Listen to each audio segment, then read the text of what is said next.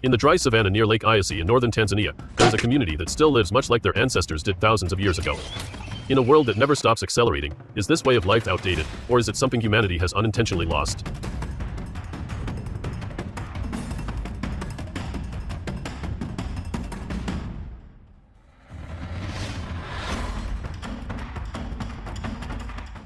Many people look at the Hadzabe and call them primitive.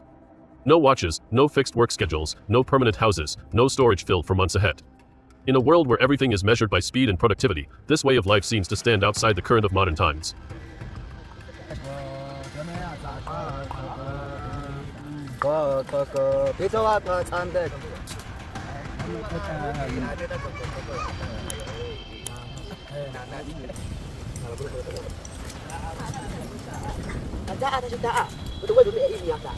Yet there is a fact rarely mentioned. They are among the very few communities on Earth who have never depleted their own environment.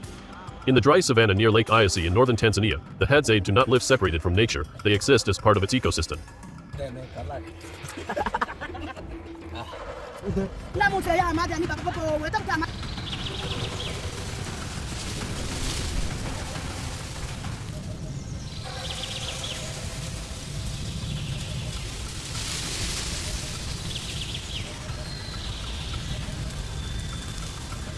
Their mornings do not begin with alarm clocks, but with the first light of the sun. There is no rush, no pressure from time.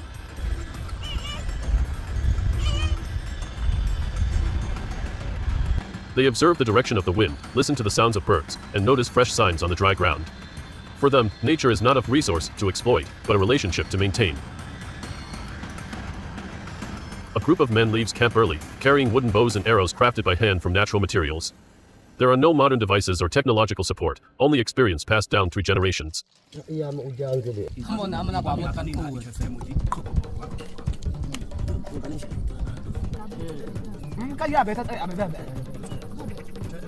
They move quietly through thick bushes, communicating more through eye contact and shared understanding than through words.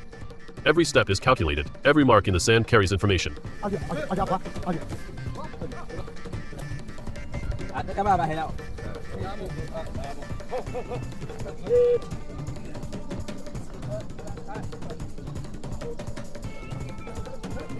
Hunting, for them, is not about proving strength but about securing food for the community that day.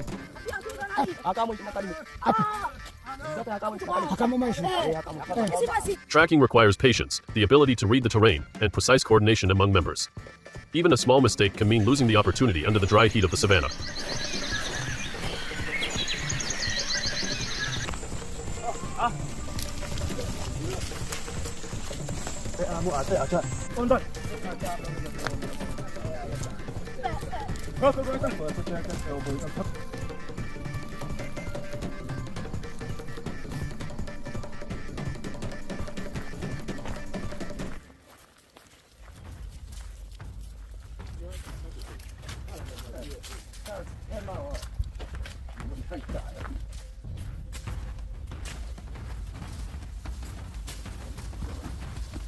When the right moment arrives, they act swiftly and with focus. No noise, no display.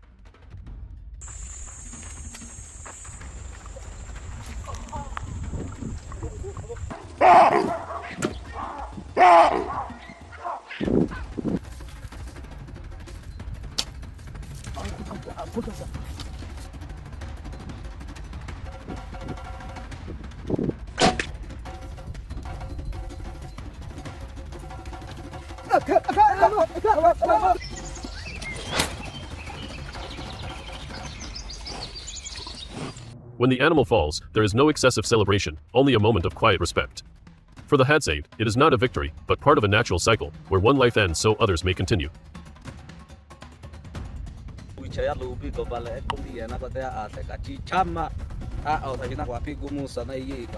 In their eyes, there is no exaggerated pride, only calm acceptance from those who understand their limits within the natural world.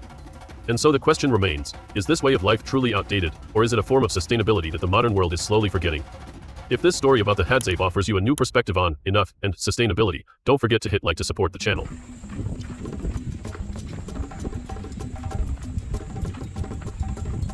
Not every day brings meat. On the dry lands around Lake Eyasi, nature is not always predictable. There are days when tracks disappear in the hot wind, and days when every effort to follow signs leads to no result. In moments like these, flexibility and resilience become the deciding factors.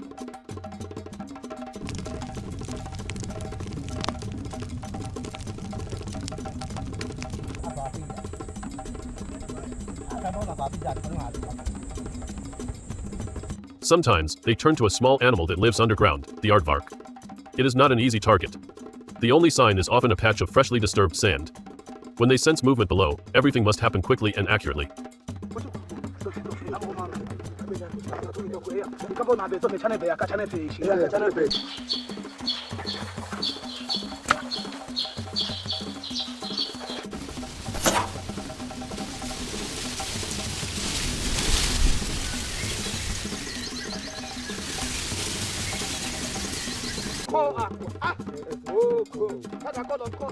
Yet the greatest challenge is not speed, but patience. Tracking, waiting, and calculating require intense focus. It is more a test of endurance and persistence than of physical strength.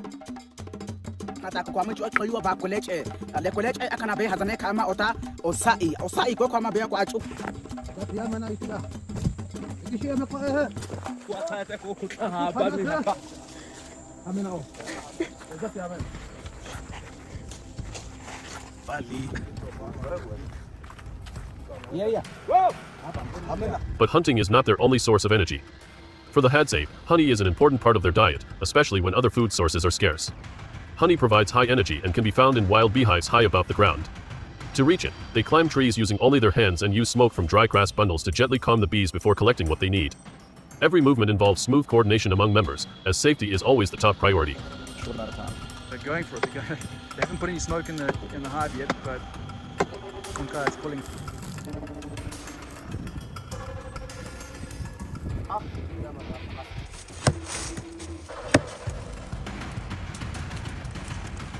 What stands out is that they never take everything. There is no concept of maximum extraction or taking it all. They collect only what is enough, leaving the rest for nature to continue its cycle.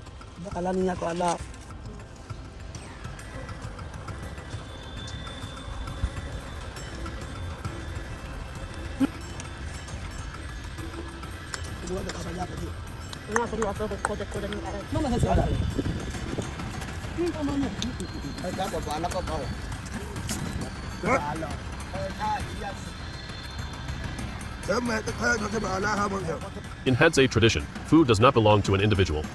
When honey or meat is brought back to camp, it is shared fairly among everyone. Children, elders, and even those who did not directly participate in gathering food all receive their portion.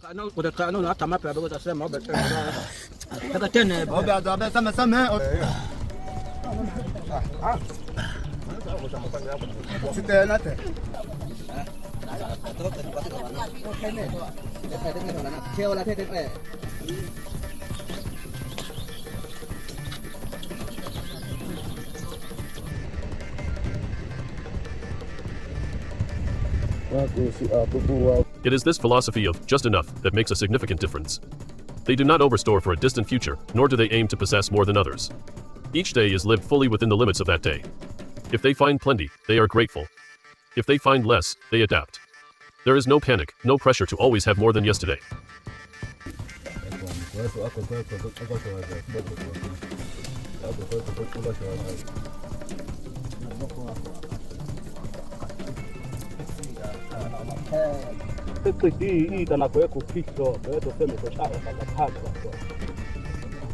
In the modern context, where the idea of growth has almost become a default goal, this way of living offers a different perspective. The Hadzabe do not measure success by how much they can take from nature, but by their ability to maintain a harmonious relationship with it. They understand that balance ensures long-term survival, not temporary abundance.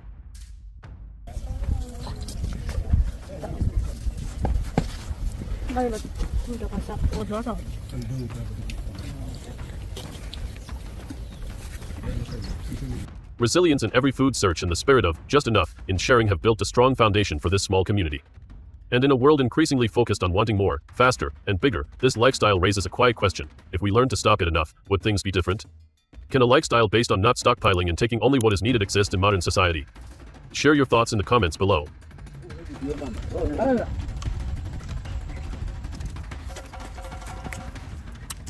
In the vast lands of northern Tanzania, life for the Hadzabe is not only about finding food, but also about understanding their limits within nature. Survival here does not mean controlling everything around them. Sometimes, the wisest choice is simply to step back. During one journey across the savannah near Lake Eyasi, the group unexpectedly spotted a rhinoceros in the distance. There was no panic, and no attempt to approach.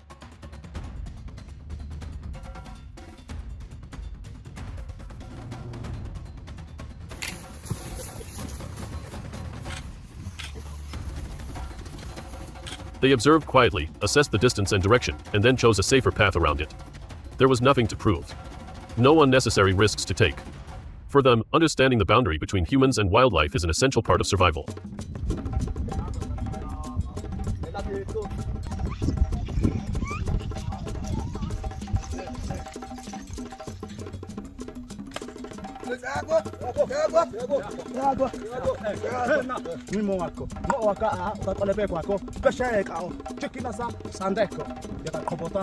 That way of responding reflects a deeper philosophy. Humans do not stand above nature. They do not see the environment as something to conquer. Instead, they adjust themselves to fit the conditions around them.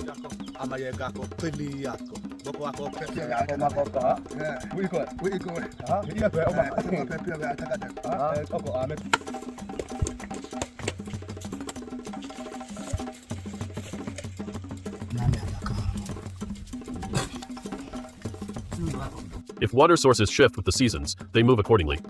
If an area becomes scarce, they seek another direction. That flexibility allows them to maintain balance in a constantly changing environment.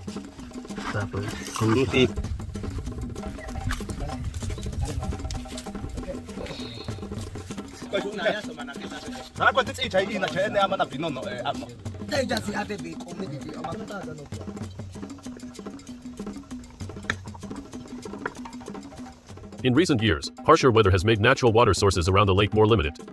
Finding water can mean walking for hours under the heat. In those circumstances, every drop carries real value. There is no waste, no habit of using more than needed. Every small action reflects an awareness that resources are finite.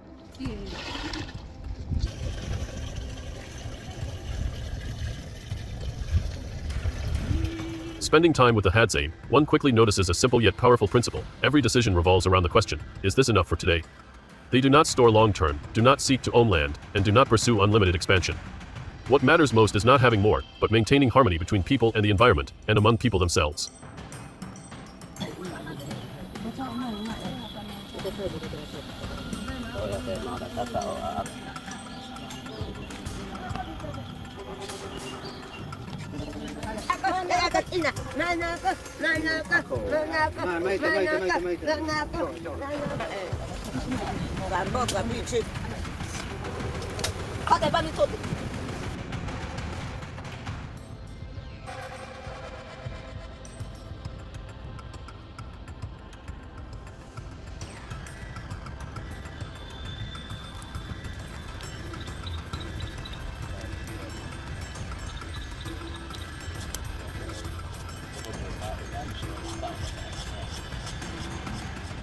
In the modern world, where technology continues to advance and life moves faster each year, the feeling of enough can sometimes seem distant.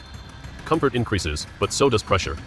Online connections grow stronger, yet face-to-face closeness can become less common. The Hadzabe way of life is not a call to return to the past. Nor is it a perfect model for every society. But it reminds us that humans are inherently part of nature, and that every form of development must come with limits.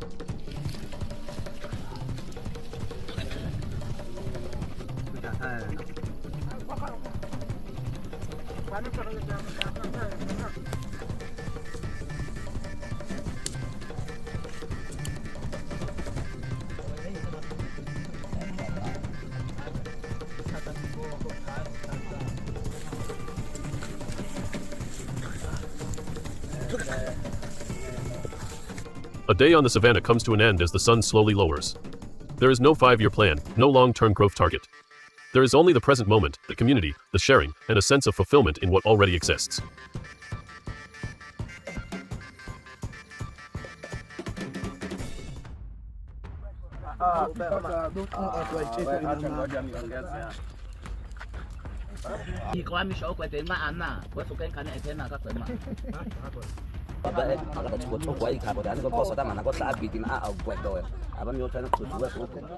And perhaps the most thought-provoking question is not that they live slowly, but this: as the world continues to accelerate, do we still know where our own stopping point is?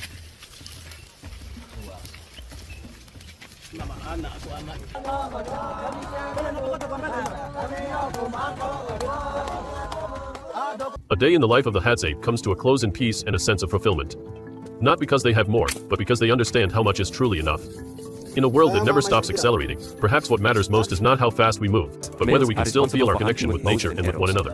They use metal arrowheads coated with poison for hunting large mammals such as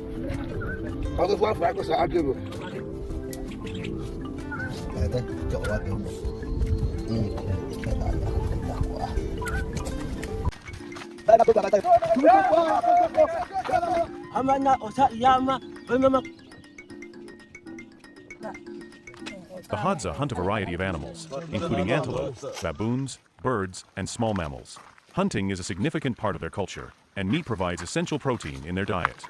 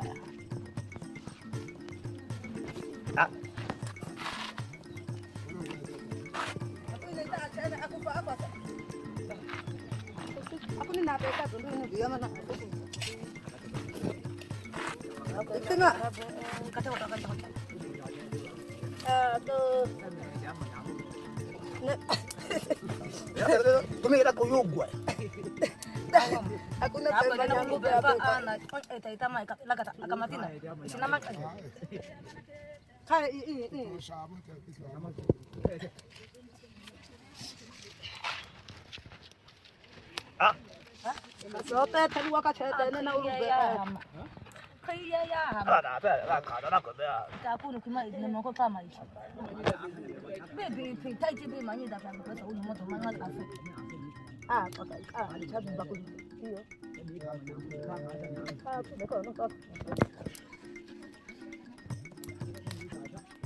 ni itu sih ada nak pergi apa ber? Kami kau aku dalam musita. Kacana pe mama mikir paham. Aku ada aku kami menyanggu. Ini ni kalau be mama nyanggu pada tu Aka sisi mitin. Bali kwa so shana ki api monyo dane bi te ko timida paka ite gugushika. Kai na mami.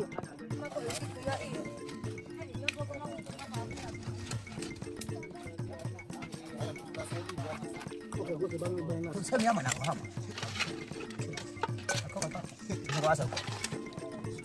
Sema ya jana mana kwa. Sema ya hapa.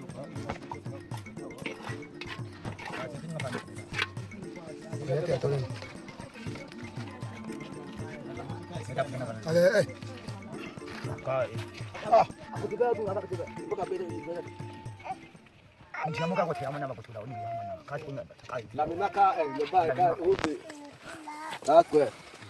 Gas ini. Gas macam ni. Gas itu dak.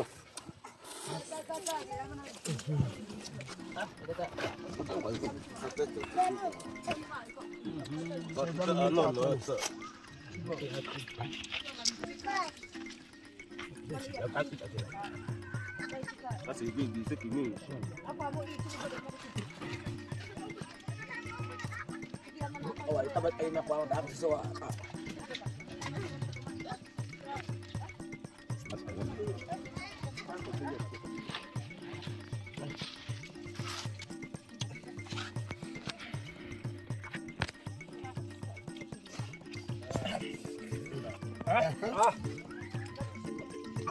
Ayo. Nak kaya mau abang. Kue mana sebang? Tapi mama nak mana. Agak jauh tu sama tu. Macam apa nak buat? Apa jadi balik? Mana dah?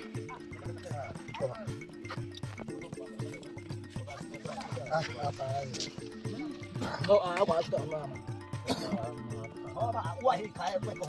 Jadi bit aja. Lami tu akan jadi be. Oh, akan jadi be. Akan jadi be. Oh. Itu kau hati sama nak dia kau jadi. Akan jadi be. Tapi nak kata nak be. Ini. Tunggu abe. Terima. Betul.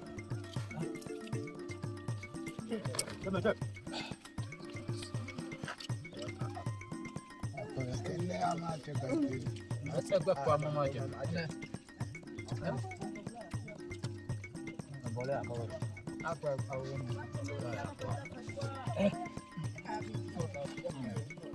Tu bawa.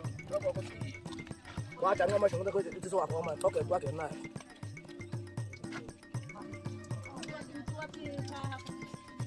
Lap. Kuah.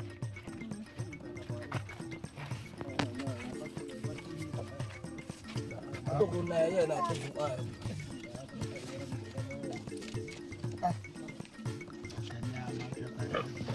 Aku mesti jaga apa asyik.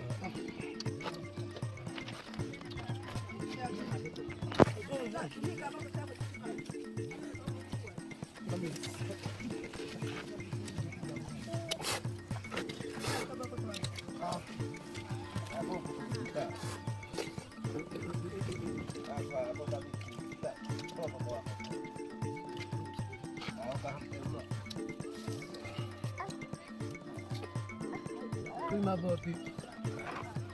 Prima. Biar ni banyak. Mau buat dia mah, saya mah aku. Baga akan pesa. Aku tak ketemu ada tu. Acu aku.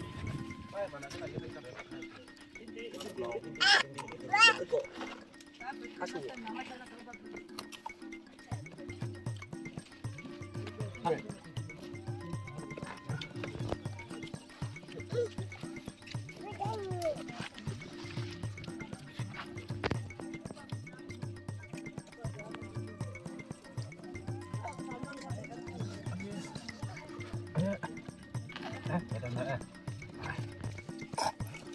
Terus sebut soal. Start wala ko ni ama yang ini.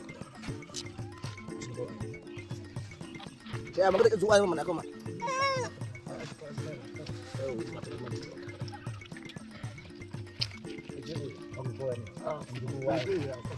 Bisa lah anak. Kita tahu. Sama. Kau cuma yang kata apa? Kan ibani semi apa kau yang ada? Kata kau teh sama ada asam. Kau mana kena caca? Aku sudah apa saja. Aku sudah. Mesti ya apa? Wah sih om nak, emu takut kau mereka kuat kau ya.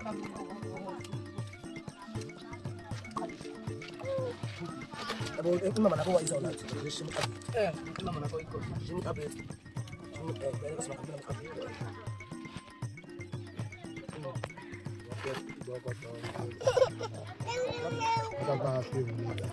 Apa? Oh, Sangka binang kau kata kami. sana ola ko isa ka tsumi hiti. Aku ada alu. Alu kamu ham. Ako isa misi ako. Raj. Misi ako alam mo kami na misi ya. Ako ya. Ako kay ako man. Ako misi ya. Ako.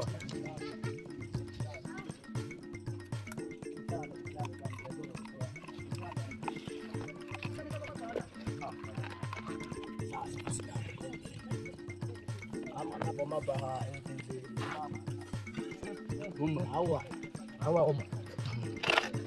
Abang kecil ya mak. Coba buka. Oh, Awak di ibu. aku mana harus.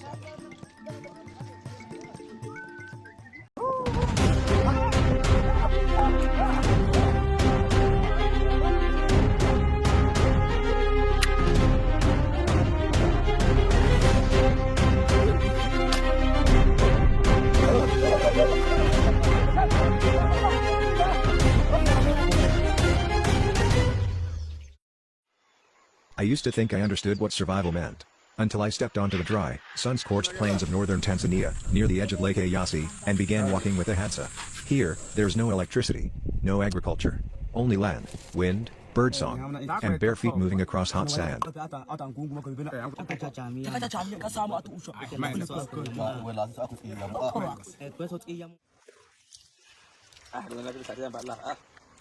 That morning, I sat beside a group of men as they prepared to enter the forest. There was no excitement, no shouting, no ceremony. Each man held his bow in a slightly different way, as if the tool had been with him long enough to become an extension of his own body. They simply checked their bows, straightened their arrows, and sharpened the tips. Everything happened so naturally that I felt as though this wasn't a special hunt, but simply part of their daily routine. Some arrows were lightly coated with a thin layer of dark poison. For them, it wasn't a symbol of power, it was survival knowledge passed down through generations.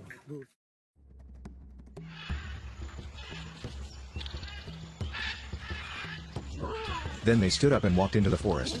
No one spoke much. They do not hunt with noise. They hunt with patience.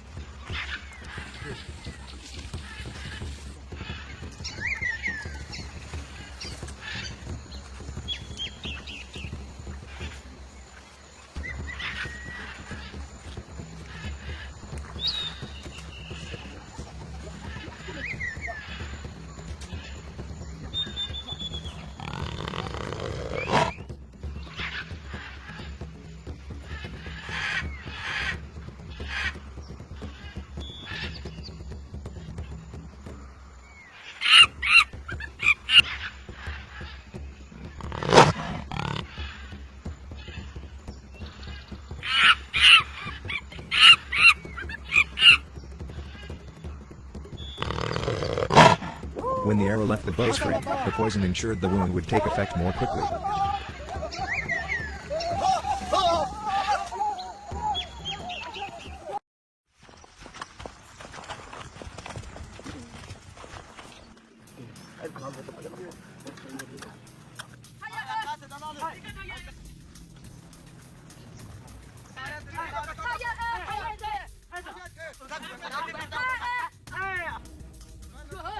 That day, they followed the dusty tracks of baboons across the ground.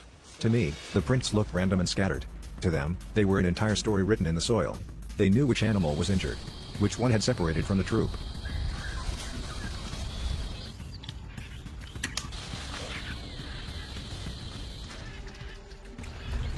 When the animal finally collapsed, no one cheered. The hunter placed his hand on it and whispered something I couldn't understand. Perhaps a word of thanks. But what struck me most wasn't their ability to hit the target. It was their ability to know when enough was enough.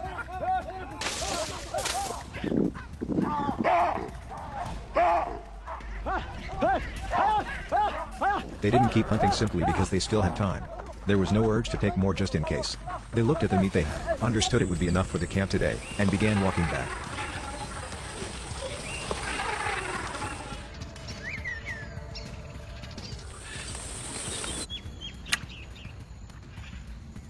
That was the moment I realized something important. For the Hadza, survival isn't only about finding food. It's also about knowing when to stop.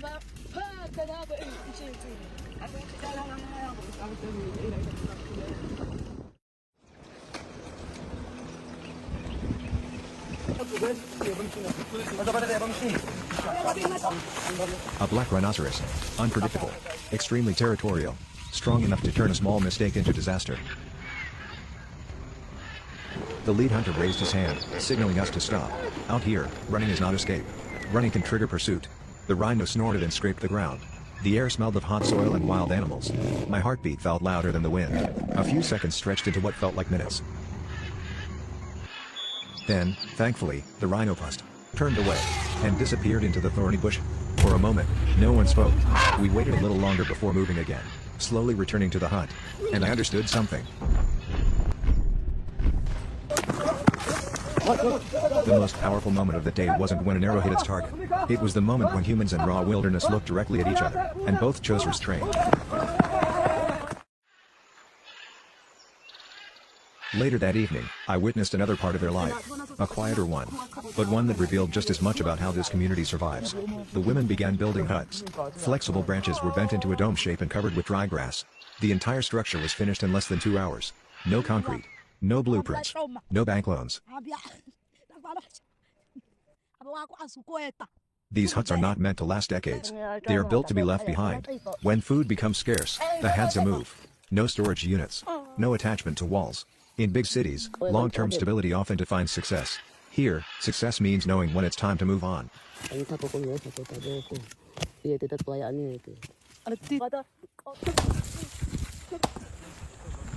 Anthropologists often describe the Hadza as one of the last hunter-gatherer societies on Earth. But after living among them, I began to question the meaning of the word last. It sounds as if they were left behind. As if history simply forgot to update them.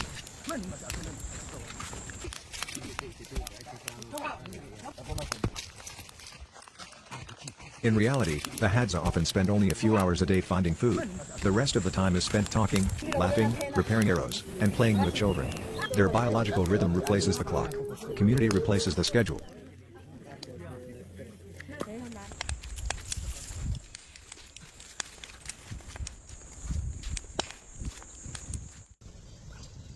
On my final morning, I watched them walking across the red earth beneath the rising African sun. No one here is trying to return to the Stone Age. They are not trapped in the past. They are fully living in the present. I left Tanzania with dust covering my shoes, and questions that were not easy to answer. Perhaps what has allowed the Hadza to survive for tens of thousands of years isn't just the bow. Not just the poisoned arrow. Not even their tracking skills. Maybe it is something far simpler. The understanding that humans do not stand above nature. We stand inside it. And true survival begins the moment we remember that.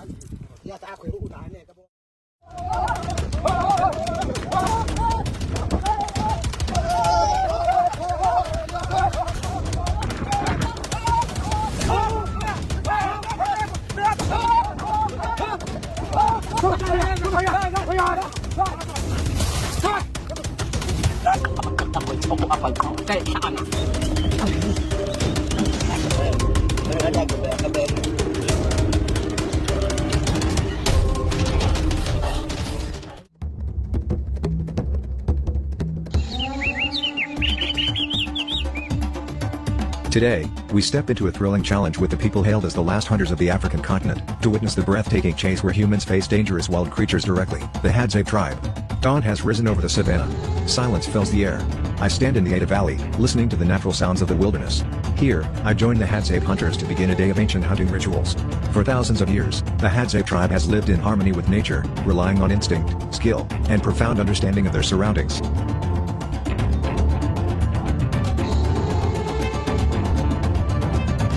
Today's target is the porcupine, a seemingly gentle but highly alert creature that resides in thorny bushes and has powerful self-defense with its sharp quills.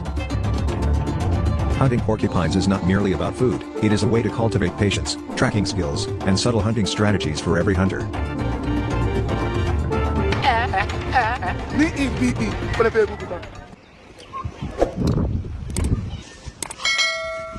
The Hadzabe men gather by the fire early in the morning, praying for a successful hunt. They prepare simple but deadly hunting tools. Bows are made from animal sinew, wooden arrows sharpened or fitted with metal tips. Poison from tree resin is indispensable, helping subdue the prey more easily. No modern technology intervenes, only hands, minds, and knowledge passed down over millennia.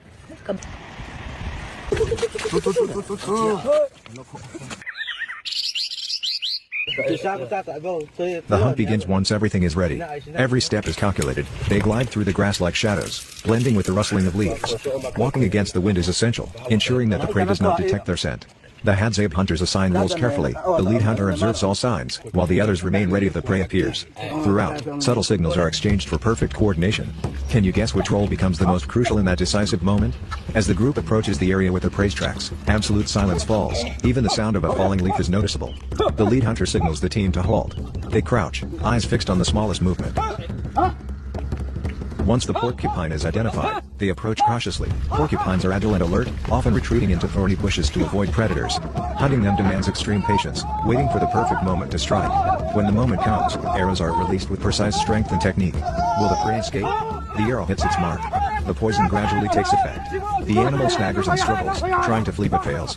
Hunting porcupines requires careful handling, as their sharp quills can harm hunters at close range.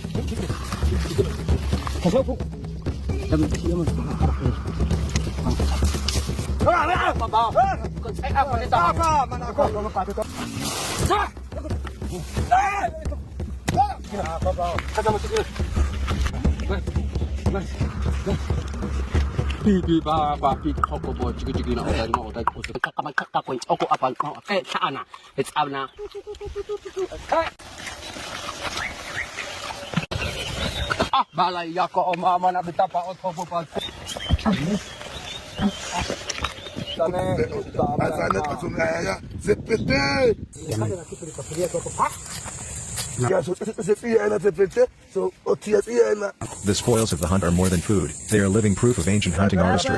Joy appears on every face, not exhaustion, but deep satisfaction as effort is rewarded. The team does not stop at victory. They immediately prepare the next stage of the day, a communal feast. Together, they prepare the necessary elements for a wild meal in the African savannah. Every step in the cooking process reflects skill and experience, from cleaning and preparing to cooking over a large fire. The aroma of roasted meat blends with natural herbs, creating a delicious and nutritious meal. This is not just about eating, it symbolizes sharing, community bonding, and a life philosophy. Everyone contributes. No one is left behind.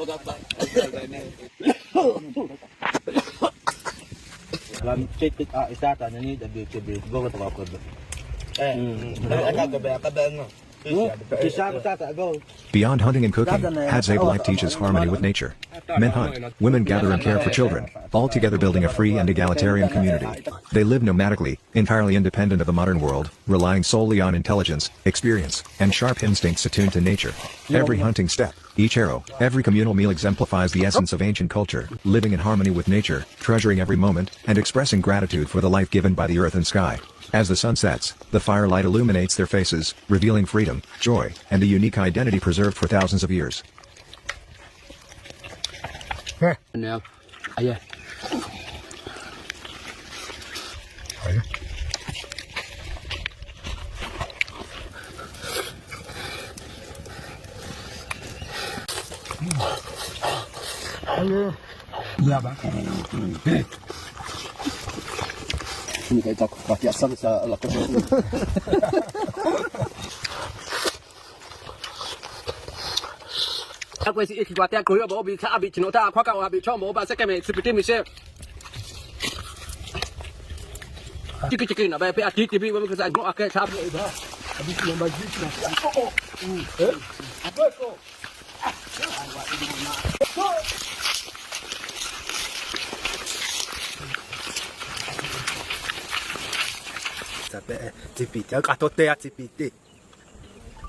Today's journey takes us into the world of Hadzabe warriors, where skill, instinct, and patience combine to conquer nature. From careful steps across the savannah to meticulously prepared arrows in the shared communal meal, everything reflects the refined art of survival. Follow us on the next journey to experience wildlife, uncover ancient hunting secrets, and embrace the philosophy of living in harmony with nature that the Hadzabe tribe preserves to this day.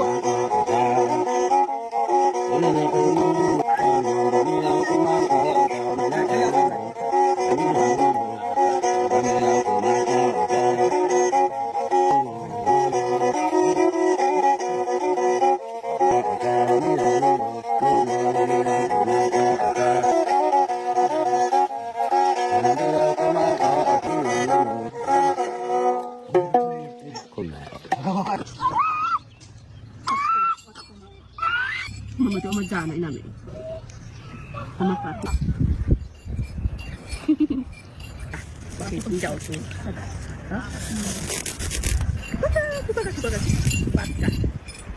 Kita lari aku kaji. Tika je. Tak aku tiada.